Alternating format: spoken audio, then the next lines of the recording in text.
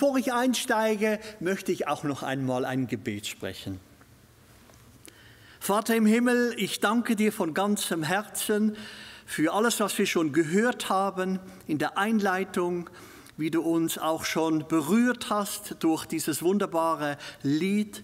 Und jetzt bitten wir, dass du uns doch einfach die Ohren öffnest, dass wir recht hören, die Augen, dass wir recht sehen, vor allem aber die Herzen, Herr, dass wir verstehen und umsetzen und gestärkt in der Nachfolge sind zur Ehre deines Namens, dass du Raum bekommst in unser Leben, dass du gesehen wirst in unserem Leben von anderen und wir ein Licht und Zeugnis sein dürfen in dieser Welt. Wir danken dir von ganzem Herzen für diese Morgenstunde und dass du mir auch hilfst im Verkündigen deines wunderbaren Wortes. In Jesu Namen. Amen. In den vergangenen Monaten stach in der Schweiz ein besonderes Plakat ins Auge. Gott ist treu. Gott ist treu. Schon seit über 30 Jahren lässt die christliche Organisation Agentur C aus Lyss aus dem Kanton Bern jährlich tausende Plakate mit Bibelversen herstellen. Von diesem Plakat hier wurden über 800 Exemplare in allen Landessprachen produziert und in der ganzen Schweiz sowie dem Fürstentum Liechtenstein aufgehängt. Tausende Menschen konnten die klare Feststellung lesen, auf sich einwirken lassen: Gott ist treu, Autor die Bibel. Manch einer war tatsächlich angesprochen und im Internet, das konnte man ein wenig nachprüfen, im Internet wurde eifrig diskutiert und kommentiert. Da ging es hin und her. Aber die Schlüsselfrage wurde nicht angegangen. Nämlich, was bedeutet treu? Treu bedeutet nämlich weit mehr als seinen Ehepartner nicht zu betrügen. Treu zu sein bedeutet zuverlässig und anhaltend, ja unbeirrt und unerschütterlich festzuhalten an einer Person, an einer Sache oder an einer Abmachung, einem Versprechen. Das beinhaltet treu. In der Bibel wird das Wort treu sehr häufig verwendet. Es gibt über 140 Bibelverse, wo treu als Adjektiv oder als Substantiv verwendet wird. Und der biblische Bedeutungsumfang, er kann wiedergegeben werden mit gewiss, verlässlich, beständig, zuverlässig, unveränderlich, wahrhaftig, glaubwürdig oder vertrauenswürdig. Treu, dieses einfache Wort mit so einem gewaltigen Bedeutungsumfang. Treue, hat jemand mal gesagt, Treue ist die innere Haltung, aus der heraus Versprechen und Verpflichtungen erfüllt werden. Es ist eine grundsätzliche Zuverlässigkeit, die mit Wahrheit und Gerechtigkeit eng verschwistert ist. Das führt uns zum ersten Punkt heute Morgen. Gott ist treu in seinem Wesen. Gott ist treu in seinem Wesen. Denn ganz grundsätzlich ist Treue eine von Gottes unzähligen, wunderbaren Wesenseigenschaften. Wir können diese Wesenseigenschaften soweit sie von der Schrift offenbart worden sind, einzeln untersuchen. Aber wir dürfen sie nie voneinander trennen. Sie sind immer gleichzeitig und unveränderlich wirksame Charakterzüge seines ganzheitlichen Wesens. A.W. Tozer hat einmal gesagt, alle Taten Gottes stehen in Übereinstimmung mit seinen Eigenschaften. Keine Eigenschaft widerspricht einer anderen, sondern sie harmonisieren miteinander und gehen in der unendlichen Tiefe der Gottheit ineinander über. Alles, was Gott tut, deckt sich mit dem, was Gott ist. Tun und Sein sind in ihm eins. Weil Gott ewig ist, ja, da muss auch seine Treue ewig sein. Wir können das nicht trennen. Wenn der ewige Gott treu ist, das bedeutet, seine Treue ist ewig. Psalm 117, Vers 2 sagt das so wunderbar. Schlagen Sie diese Stelle auf zu Hause. Psalm 117, Vers 2, da heißt es, denn seine Gnade ist mächtig über uns und die Treue des Herrn währt ewig.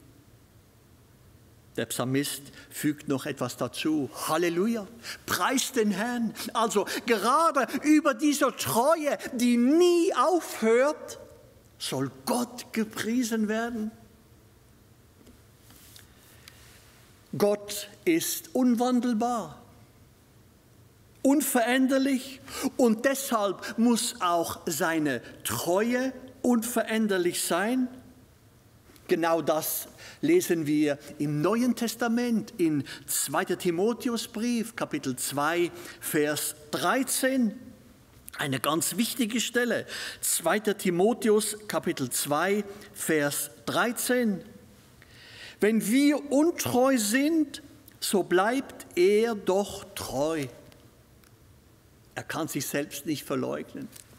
Ja, er kann seinem Wesen, das treu ist, nicht widersprechen. Deshalb bleibt er treu. Unabhängig von unserer Treue. Seine Treue ist unveränderlich, so wie sein Wesen. Ein weiterer wichtiger Wesenszug Gottes ist seine Allgegenwart. Weil Gott ein allgegenwärtiger Gott ist, muss auch seine Treue allgegenwärtig sein. Immer gegenwärtig. Samuel Ziegler hat das vorhin gelesen in diesem Psalm 89, Vers 9. Das war der letzte Vers, den er gelesen hat. O Herr, Gott der Heerscharen, wer ist mächtig wie du, Herr, und deine Treue ist um dich her. Ja, er ist ein allgegenwärtiger Gott und deshalb ist auch seine Treue immer da. Ein weiterer Wesenszug Gottes ist seine Allmacht. Ich meine, wenn er nicht allmächtig wäre, dann wäre er nicht Gott. Und wenn Treue Teil seines Wesens ist, das bedeutet, dass auch die Treue allmächtig sein muss. Und genau das wird in den Psalmen an mehreren Stellen erwähnt. Ich habe hier eine ausgeschrieben, Psalm 57, Vers 11. Wenn Gott allmächtig ist, muss seine Treue auch allmächtig sein. Sie muss unfassbar mächtig sein. Und Psalm 57, Vers 11 sagt es so, denn groß bis über den Himmel hinaus ist deine Gnade. Über den Himmel hinaus. Das heißt, über die Atmosphäre und die Stratosphäre und die Troposphäre, bis in den Kosmos hinaus, sagt diese Bibelstelle. Und dann im zweiten Teil des Verses, damit wir es ein wenig fassbarer haben, und deine Treue bis zu den Wolken. So groß, so mächtig ist seine Treue. Gott ist eins, er ist unteilbar, und deshalb ist auch sein gesamtes Handeln allumfassend voll Treue. Allumfassend, das heißt immer mächtig, wie wir es gehört haben. Und hier, es bezieht sich auf alle Gebiete, nichts ist davon ausgeschlossen. Psalm 33, Vers 4 betont das so wunderbar. Psalm 33, Vers 4.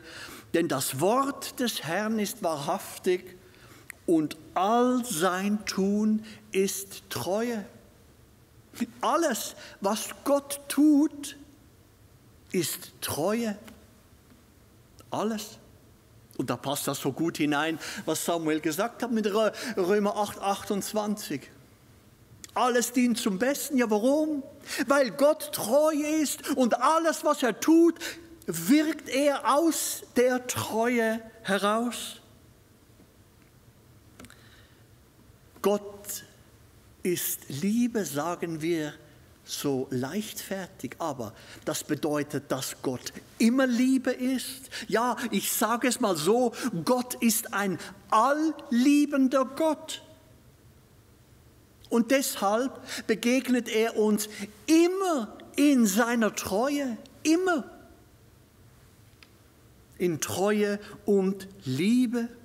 Und zwar jeden Morgen aufs Neue. Ich denke, den meisten ist diese wunderbare Stelle aus Klagelieder 3, 22 bis 23 bekannt, wo es heißt: Gnadenbeweise des Herrn sind's, dass wir nicht gänzlich aufgerieben wurden.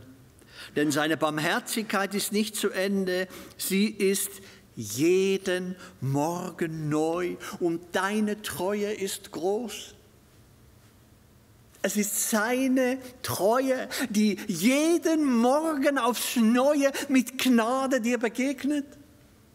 Wirklich ein immerwährend liebender Gott, oder wie ich es hier auf der Folie geschrieben habe, allliebend. Weil Gott der Vater und Gott der Sohn wesenseins sind, deshalb muss natürlich die Feststellung, dass Gott treu ist, auch auf seinen Sohn gelten, oder? Von seinem Sohn Jesus Christus heißt es in Hebräer Kapitel 2, Vers 17 bis 18. Hebräer Kapitel 2, Vers 17 bis 18. Da heißt es von Jesus: Daher musste er in jeder Hinsicht den Brüdern ähnlich werden, damit er ein barmherziger und treuer Hohepriester würde in dem, was Gott betrifft, um die Sünden des Volkes zu sühnen, denn worin er selbst gelitten hat, als er versucht wurde, kann er denen helfen, die versucht werden. Jesus ist ein treuer Hohepriester. Ich denke, Offenbarung 1,5 sagt, er ist ein treuer Zeuge. So wie Gott der Vater treu immer und allezeit und allumfassend ist, ist es auch sein Sohn Jesus Christus in dem, was er für uns tut, getan hat am Kreuz, mit Auswirkungen bis heute hinein in dein Leben, in deine Familie, in deine Beziehungen. Ein treuer Hohepriester.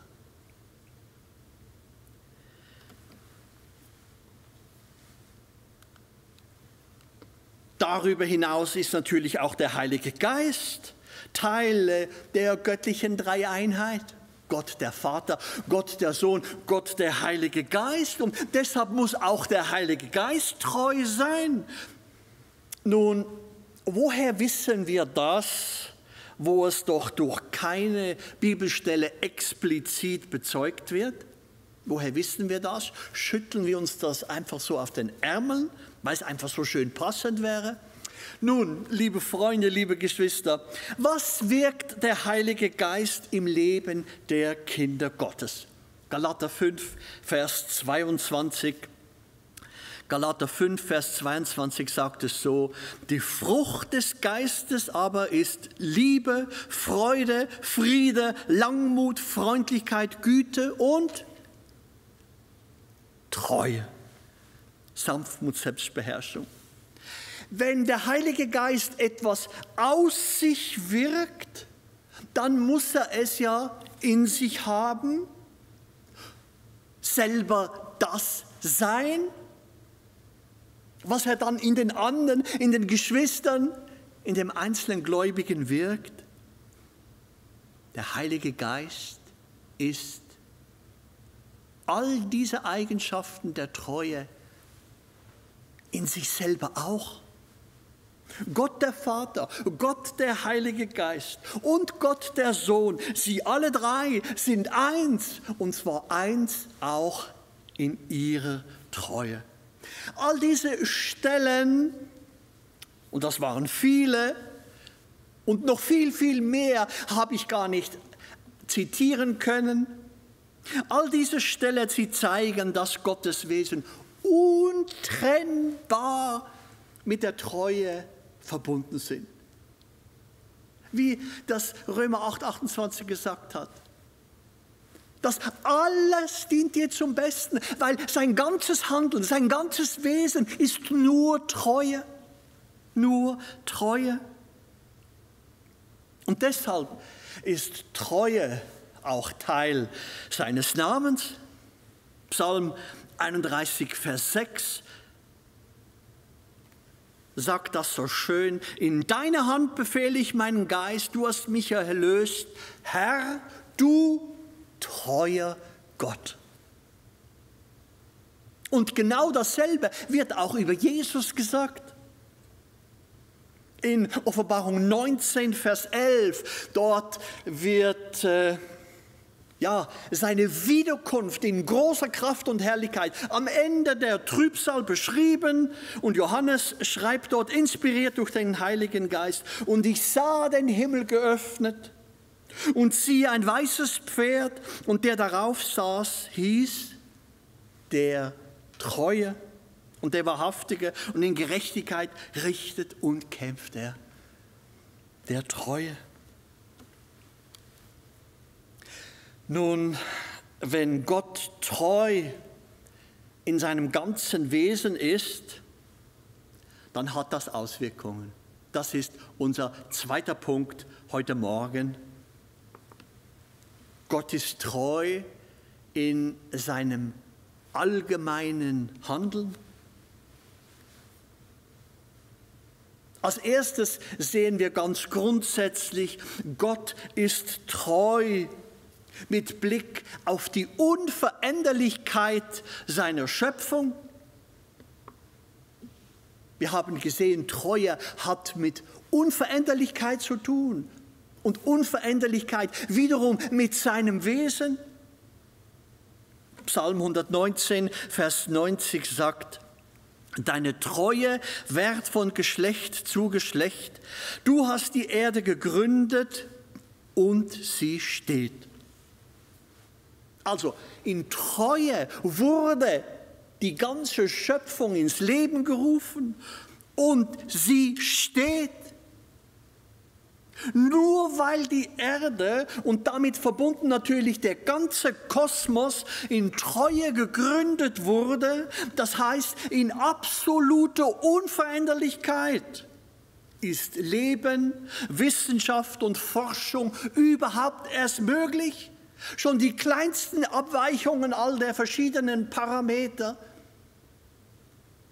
würden alles verunmöglichen. Aber weil Gott treu ist, das heißt unveränderlich, deshalb hat diese Erde bis zum heutigen Tag Bestand und ist genau vorhersehbar, wann die Sonne aufgeht, wann sie untergeht, wann dieser Komet sichtbar ist und jener Stern verblasst. Alles hat seinen Bestand in der Treue Gottes. Gott ist natürlich auch treu in der Zuverlässigkeit seines Wortes, in der Bibel. Wenn Gott treu ist, wenn Gott zuverlässig ist, dann muss es natürlich auch mit seinem Wort sich so verhalten. Psalm 119, Vers 38, dieser Psalm 119, ich denke, es gibt nur 5 bis 7 Verse, in denen nicht das Wort Gottes oder ein Synonym davor erwähnt wird. Psalm 190 ist voll vom Worte Gottes, vom Lob über das Worte Gottes. Und hier heißt es, du im Psalm 119, 38, du hast deine Zeugnisse in Gerechtigkeit verordnet und in großer Treue. Liebe Geschwister, liebe Freunde, es gibt kein zuverlässigeres Buch als die Bibel. Kein zuverlässigeres Buch, kein Buch, das besser über die Jahrhunderte, Jahrtausende dokumentiert ist als die Bibel. Seit Jahrhunderten auf dem Prüfstand und dabei immer wieder aufs Neue bis ins kleinste Detail für wahr befunden.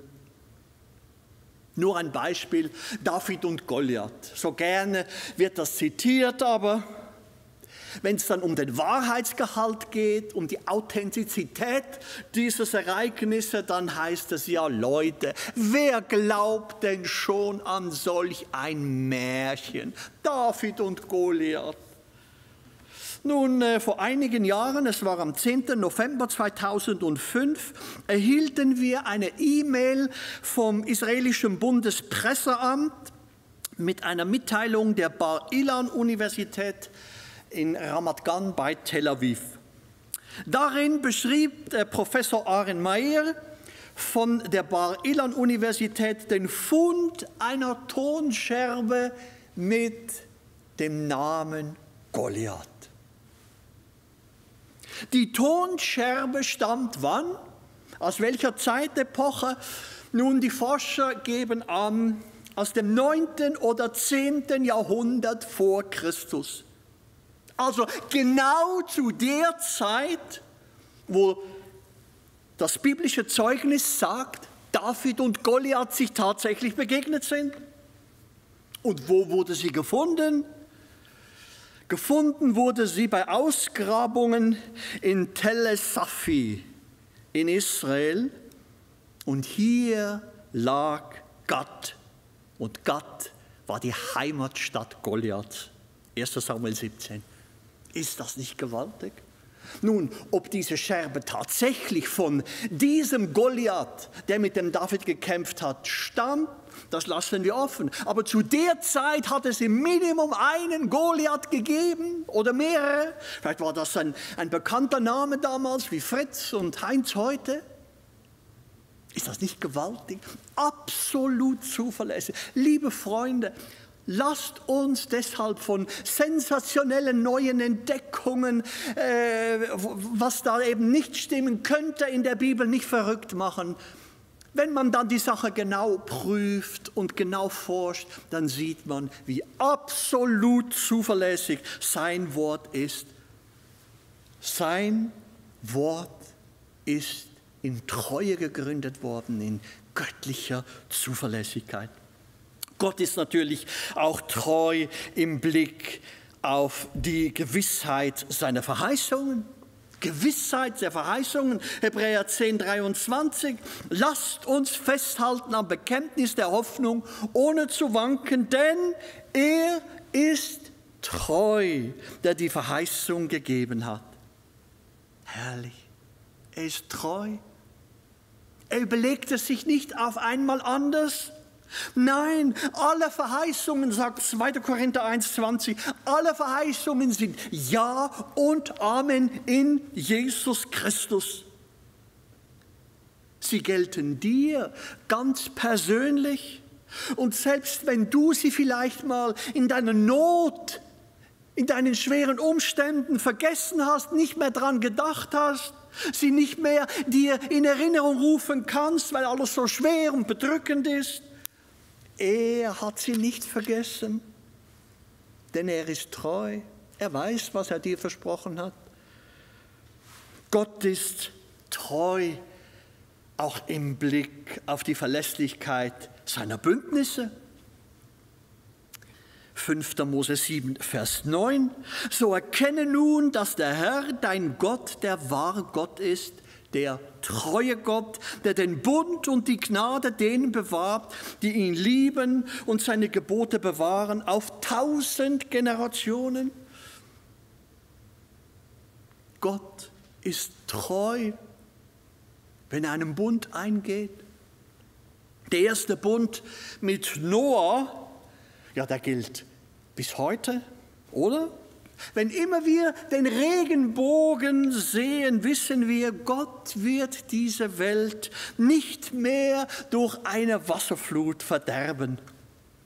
Ich meine, wir nehmen das so ein wenig unberührt zur Kenntnis, aber wenn man bedenkt, dass über 70% der Erdoberfläche mit Wasser bedeckt ist und das gesamte Volumen aus ca. 1,4 Milliarden Kubikkilometer Wasser besteht, ist das eine beruhigende Feststellung, dass Gott zu seinem Bündnis steht, dass nicht einmal diese Wassermassen in Bewegung kommen. Nein, Gott hält sie unter Kontrolle. Schließlich ist Gott auch treu im Blick auf die Beständigkeit seines Volkes Israel. Psalm 98, Vers 3. Er gedachte an seine Gnade und Treue gegenüber dem Haus Israel. Alle Enden der Erde haben gesehen das Heil unseres Gottes. Treue gegenüber dem Haus Israel. Das heißt absolute Gewissheit, Verlässlichkeit in Bezug auf dem, was er Gott, dem Volk Israel, zugesagt hat. Gerade in und an Israel wird die Treue Gottes für alle Welt sichtbar. Die ganze Welt kann es prüfen. Nur wegen Gottes Treue ist Israel trotz fast 2000-jähriger Zerstreuung nicht in den Nationen aufgegangen und als Volk ausgelöscht worden. Gott ist treu. Nun, das Wissen um die unveränderliche, unendliche, unfassbare Treue Gottes, sie hat schließlich auch wunderbare Auswirkungen auf unsere ganz persönliche Christusnachfolge. Denn nur wenn Gott treu ist, das heißt, wenn Gott absolut gewiss, absolut verlässlich, absolut zuverlässig, absolut wahrhaftig ist, nur dann kann ich mein Leben auf ihn bauen und meine Zukunft ihm anvertrauen. Und das führt uns zum dritten Punkt. Gott ist treu in seinem persönlichen Handeln. An dir, an mir. Zuerst einmal ist Gott treu bezüglich unserer Errettung. Errettung, das Zentrale unseres Lebens. 1. Thessalonicher 5, 24 sagt das so schlicht. Treu ist er, der euch beruft, er wird es auch tun. Jesus ist ein für allemal am Kreuz von Golgatha für dich und mich gestorben, hat sein kostbares Blut vergossen. Ein für allemal, mit Wirksamkeit bis heute und weit über heute hinaus. Was wäre denn, wenn Gott es sich nach unserer Errettung, nach unserer Bekehrung, nach unserer Hingabe noch anders überlegte? Ja, nein, ich sehe es doch nicht mit dem so. Das wäre schrecklich. Nein, er hat dich errettet und er wird dich auch, weil er treu ist, ganz gewiss, wunderbar ans Ziel in der oberen Heimat bei ihm bringen. Sein Rettungsplan steht fest, weil er treu ist. Apostelgeschichte 2,21 sagt das so schön. Jeder, der den Namen des Herrn anruft, wird errettet werden. Wer ihm vertraut, hat ewiges Leben. Darauf ist 100%iger Verlass. Gestern, heute, morgen und bis in aller Ewigkeit. Was für ein wunderbares Versprechen in seiner Treue. Gott ist treu, aber auch im Blick auf all unsere Anfechtungen, auf unsere Versuchung. Und das sind ja nicht wenige. 1. Korinther 10, Vers 13 sagt es so, 1. Korinther 10, Vers 13, es hat euch bisher nur menschliche Versuchung betroffen. Und jetzt kommt's. Gott aber ist treu. Er wird nicht zulassen, dass ihr über euer Vermögen versucht werdet, sondern er wird zugleich mit der Versuchung nach dem Ausgang schaffen, dass ihr sie ertragen könnt. Gott ist treu. Er wird es nicht zulassen, dass du über die Maßen, über dein Vermögen versucht wirst, weil er treu ist, weil er nicht anders kann, als treu zu sein. Und wie geschieht denn das konkret? Diese Bibelstelle aus Hebräer 2, Vers 17 und 18 haben wir ja vorhin betrachtet, wo es um die Wesenseinheit ging zwischen Gott dem Vater und Gott dem Sohn. Aber hier erfahren wir konkret, von wem die Hilfe kommt. Sie kommt von Jesus. Daher musste er in jeder Hinsicht den Brüdern ähnlich werden, damit er ein barmherziger und treuer Hohepriester würde, in dem, was Gott betrifft, um die Sünden des Volkes zu sühnen. Denn worin er selbst gelitten hat, als er versucht wurde, kann er denen helfen, die versucht werden. Weil Gott in Jesus Mensch wurde und das ganze Menschsein auskostete, bis zum bitteren Ende am Kreuz. Deshalb hat er Verständnis für deine Nöte, für deine Versuchungen, für deine Anfechtungen. Und deshalb hat er Mitleid und er kann helfen. Er allein kann helfen und er tut es. Dein Ergehen und deine inneren Kämpfe, sie sind Gott nicht egal. Der Teufel hat in 1. Mose 3 Adam und Eva alles versprochen und nachdem sie gefallen sind, war er weg, hat sie hängen lassen. Jesus ist den vollen Weg gegangen, hat den vollen Preis bezahlt, eine volle Erlösung gewirkt. Er hilft dir durch. Dein Ergehen ist ihm nicht egal, er weiß um dich und er kennt dich genau und vor allem er weiß genau, wie viel du zu ertragen hast. Vielleicht sagst du dir jetzt gerade, es ist so schwer, so dunkel und so kein Ausweg in Sicht. Gott wird dafür sorgen, dass der Ausweg kommt. Er wird zugleich mit der Versuchung auch den Ausgang schaffen. Er hat es versprochen, halte fest. Oh, wie sind wir doch gerade in Zeiten der Versuchung so schwach und unbeständig und vielleicht ja sogar untreu. Welch ein Trost, dass Gott immer treu ist, immer stark, immer beständig ist und zu uns hilft. Er hilft, dass wir durchkommen. Gott ist treu im Blick auf unser Leiden. Ja, das Versuchen ist das eine, aber da gibt es ja auch konkretes Leid. 1. Petrus 4, Vers 19. Daher sollen auch die, welche nach dem Willen Gottes leiden, ihre Seelen ihm als den treuen Schöpfer anvertrauen und dabei das Gute tun. Ist ja schon interessant, dass gerade hier im Zusammenhang mit Leid die Treue Gottes erwähnt wird. Das heißt, du sollst wissen, du bist nicht allein.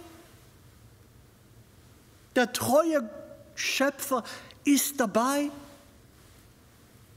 Durch das wirksame Gebet des Sohnes vor dem Vater, wenn er für uns eintritt, durch den Heiligen Geist. Auch bei all deinen Nöten, Krankheitsnöte, Familiennöte, Arbeitsplatznöte, vielleicht jetzt auch durch Corona, finanzielle Nöte und andere Nöte, du sollst nicht verzagen. Denn der dich geschaffen hat und diese Situation in deinem Leben zulässt, er ist treu. Deshalb, lieber Bruder, liebe Schwester, bleibe dran, halte fest. Gott ist treu auch im Blick auf unsere Züchtigung. Ja, ein Thema, das wir gar nicht gerne hören. Im Neuen Testament gibt es allerdings fast ein ganzes Kapitel, Hebräer 12, wo sich darum bekümmert. Und auch in der Züchtigung ist Gott treu, das heißt verlässlich und nicht willkürlich, sondern so dem gebe ich jetzt mal, der hat es verdient. Nein, Gott ist selbst in der Züchtigung, ist er treu. Psalm 119, 75, dort bekennt der Autor, Herr, ich weiß, dass deine Bestimmungen gerecht sind und dass du mich in Treue gezüchtigt hast. Das heißt, seine Treue ist selbst in der Züchtigung da, ist selbst dann, wenn es wir genau nicht mehr vermuten. Niemand, seien wir ehrlich, niemand wird wohl Züchtigung mit Freuden begrüßen. Endlich ist die Züchtigung da, oder? Nein. Erst wenn wir sie überstanden haben, wenn wir hindurchgegangen sind, wenn wir uns gedemütigt haben und zurechtgebracht haben, erst dann sehen wir Gottes liebende, treue Hand in aller Zurechtbringung, oder? Gott ist treu im Blick auch auf Vergebung. Vergebung, das Größte. Gerade in Zeiten der Züchtigung erkennen wir ja, wo wir daneben gelegen sind, wo es gilt, das eine oder andere in Ordnung zu bringen. Und Gott ist treu, wenn wir dann zu ihm gehen und Vergebung suchen, bekennen und Befreiung erfahren. 1. Johannes 1, 9. Wenn wir aber unsere Sünden bekennen, so ist er treu. Treu. Er ist treu und gerecht, dass er uns die Sünden vergibt und uns reinigt von aller Ungerechtigkeit. Aller Ungerechtigkeit. Und wenn hier steht alle, dann meint die Bibel auch alle. Dann meint er, der lebendige Gott, alle. Und er ist treu, dir alles zu vergeben. Herrlich. Wo ist solch ein Gott zu finden, der die Sünden seines Volkes erlässt? Seht ihr, wenn Gott nicht treu wäre, hätten wir keinerlei Beständigkeit und Sicherheit über unsere Schuld. Ja, vielleicht kommt sie ihm dann später doch noch in den Sinn. Und dann erleide ich Strafe. Nein, niemals.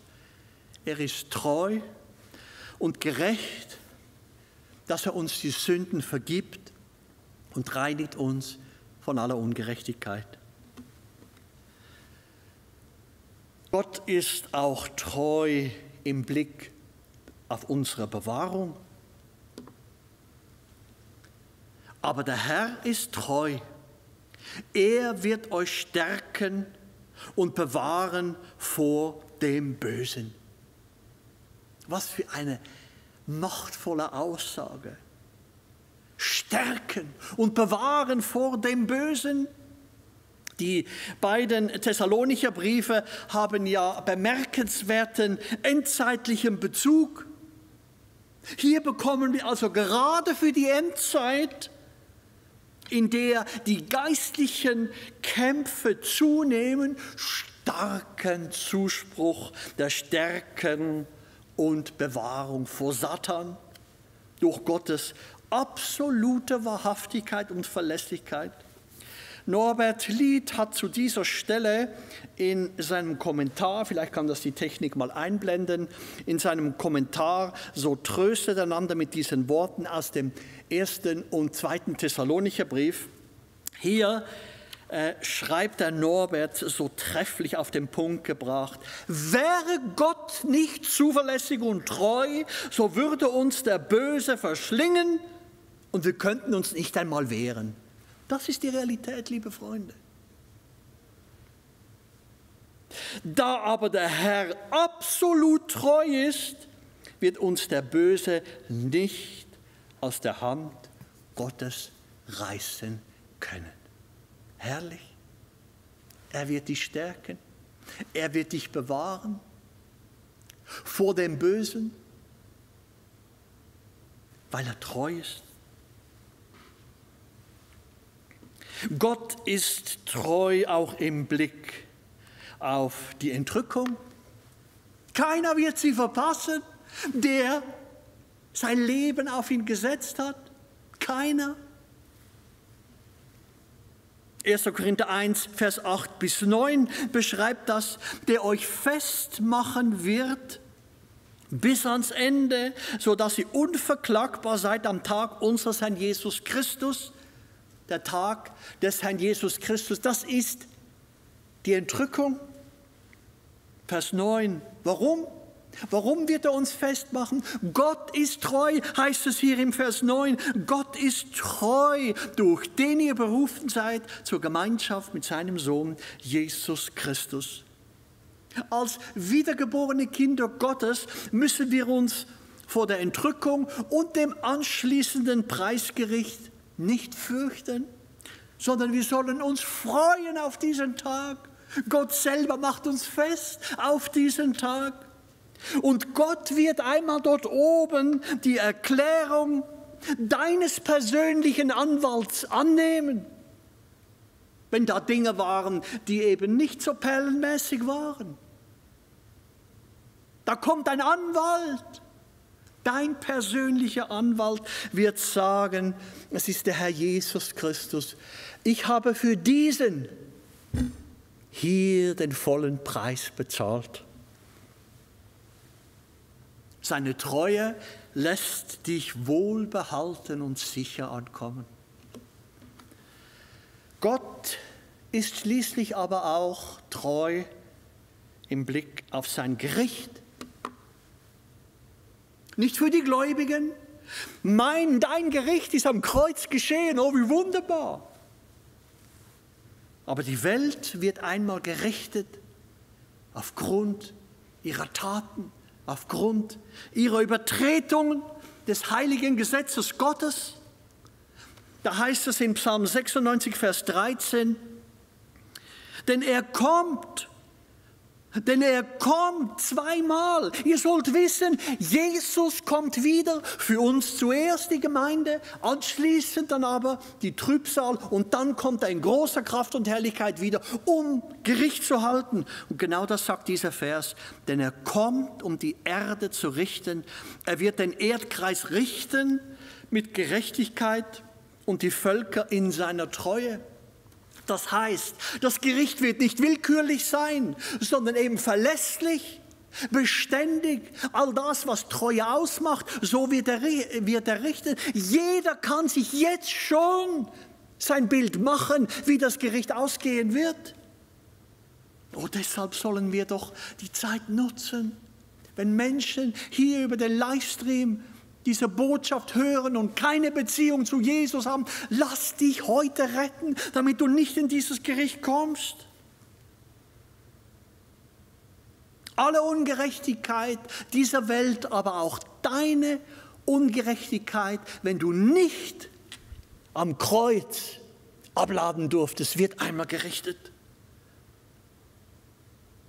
Diese Gewissheit tröstet natürlich auch jetzt schon über so manche Ungerechtigkeit hinweg, dass wir wissen dürfen, ja, es kommt einmal die Zeit, wo Ungerechtigkeit gerichtet wird, und zwar in der absoluten Präzision Gottes.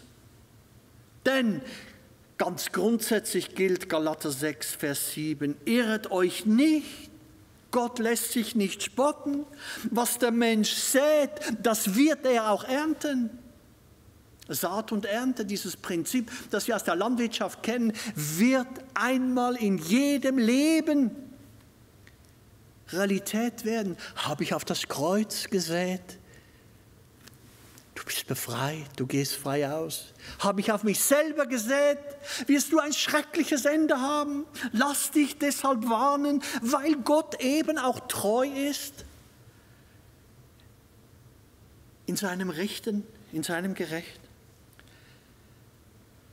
Liebe Geschwister, all diese Erweisungen von Gottes unfassbarer Treue in unserem Leben sollten uns letztendlich in Psalm 89, Vers 2 einstimmen lassen. Das hat ja Samuel auch in der Einleitung gelesen, Psalm 89, Vers 2. Die Gnadenerweise des Herrn will ich ewiglich besingen, von Geschlecht zu Geschlecht deine Treue mit meinem Mund verkündigen.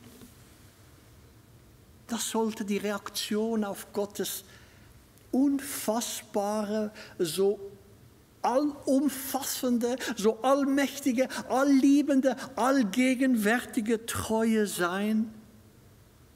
Denn seine Treue, seine unverdiente Treue, sie soll letztendlich nicht nur mit dem Mund bekannt werden, hier, wie der Psalmist das sagt, deine Treue will ich mit meinem Mund verkünden, sondern diese Treue sucht auch nach einer persönlichen Antwort in unserem Herzen, in unserem Leben. Sprüche 20, Vers 6 sagt das so, ja, ein wenig nachdenklich. Die meisten Menschen rühmen ihre eigene Güte. Wer aber findet einen treuen Mann? Von Mose hieß es in 4. Mose 12, 7. Aber nicht so mein Knecht Mose, er ist treu in meinem ganzen Haus. Er hat sich finden lassen und er war treu. Gott selbst hat diesem Mann dieses Zeugnis ausgestellt. Gott sucht heute treue Leute. Bist du auch so ein verlässlicher Mann? Bist du auch solch eine verlässliche Frau? Nur aus dem einen Grund, weil Gott treu ist, sind auch wir letztendlich in der Lage, auf allen Lebensgebieten treu zu sein. Weil wir seine Kinder sind, weil sein Geist, der treu ist, in uns wirkt. Darum haben wir das Potenzial, vollumfänglich treu zu sein. Denn Treue ist nicht ein Nebenschauplatz unseres Christseins, sondern etwas ganz Zentrales. Liebe Geschwister, liebe Freunde, Treue ist die wichtigste Eigenschaft, die einmal belohnt wird, wenn wir bei ihm sind. Wenn unsere Taten vor Gott offenbar werden. 1. Korinther 4, Vers 2 sagt das so wunderbar. Im Übrigen wird von einem Haushalter, das heißt von jemandem, dem irgendetwas anvertraut ist, und das sind wir doch alle, es wird von einem Haushalter nur verlangt, dass er treu ist, dass er treu erfunden wird. Gott wird dich nicht fragen, wie erfolgreich du warst, wie beliebt und berühmt du warst, wie viele Likes du auf Facebook bekommen hast, sondern ob du treu warst. Treu in Bezug auf Gott und sein Wort. Treu in Bezug auf Menschen und treu in Bezug auf alle Verpflichtungen und Versprechen. Ja, Gott ist treu. Ich komme zum Schluss. Gott ist treu, weil wir solch einen treuen Gott haben, der uns durch seinen treuen Sohn Jesus errettet hat und der uns bis heute durch seinen treuen Heiligen Geist erhalten hat. Deshalb sollen auch wir, sollst du und ich gewiss, verlässlich, beständig, zuverlässig, wahrhaftig, glaubwürdig und vertrauenswürdig sein. Und so schließe ich mit dem bekannten Chorus: Halt mich treu, Herr Jesus, halt mich treu. Mach diesen Chorus zu deinem eigenen Gebet. Halt mich treu, Herr Jesus, halt mich treu. Halt mich treu, Herr Jesus, halt mich treu. Einen Lauf habe ich zu gehen, manchen Kampf noch zu bestehen, durch die Kraft, die es schafft. Halt mich treu. Amen. Ich möchte noch ein Gebet sprechen. Treuer Gott und Vater, ja, du bist der einzig wahre, treue Gott. Im Namen deines Sohnes Jesus Christus danke ich dir so sehr für dein reichhaltiges Wort, das uns so viele Facetten deiner wunderbaren Treue aufgezeigt hat. Und es zeigt vor allem, wie sehr ich Vergebung brauche, wie wir Vergebung brauchen, weil wir diesem Maßstab nicht entsprochen haben.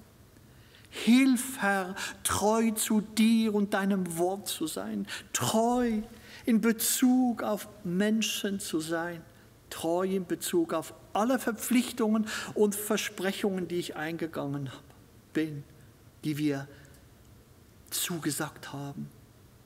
Danke, dass du uns durch deinen Geist erneuerst, gerade auf dem Gebiet der Treue, dass wir solche gewisse, verlässliche, beständige, zuverlässige, unveränderliche, wahrhaftige, glaubwürdige und vertrauenswürdige Menschen werden. Zum Segen für unsere Nächsten, unsere Liebsten, zum Segen für unsere Nachbarn, für unsere Verwandten, Bekannten am Arbeitsplatz, dass wir ein Zeugnis sein dürfen für dich, für deine verändernde Macht der Gnade, für deine verändernde Treue und zur Ehre deines Namens. Und so beten wir, dass du selbst, der du mächtig genug bist, uns ohne Straucheln zu bewahren und uns unsträflich mit Freuden vor das Angesicht deiner Herrlichkeit zu stellen, dir, dem allein weisen Gott, unserem Retter, gebührt Herrlichkeit und Majestät, Macht und Herrschaft, jetzt und in alle Ewigkeit. Und wir beten, Maranatha, komme bald, Herr Jesus. Amen.